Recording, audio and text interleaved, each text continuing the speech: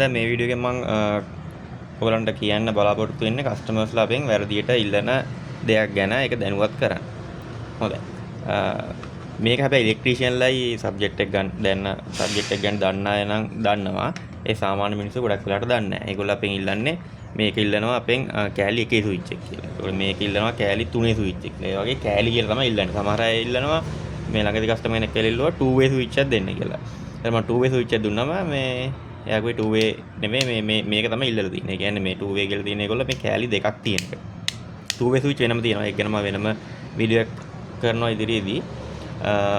මේ තියෙන්නේ 2 way switch නෙමෙයි. මේවා මේ 1 way ස්විච්.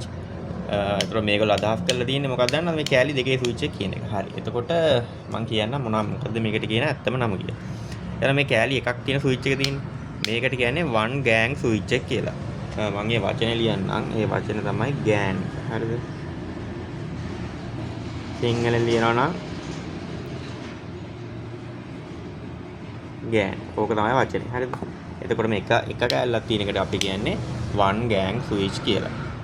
එතකොට කෑලි දෙකක් තියෙන එකට අපි කියනවා 2 gang switch කියලා. ඒ වගේ අනිත් ඒවාත් එහෙම තමයි.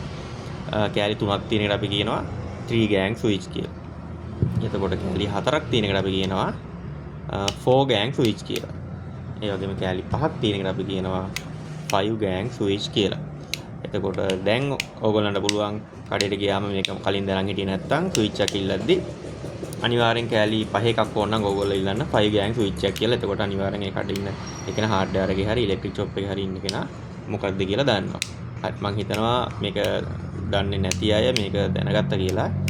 අපි තවත් අලුත් වීඩියෝ එකකින් හම්බ වෙමු.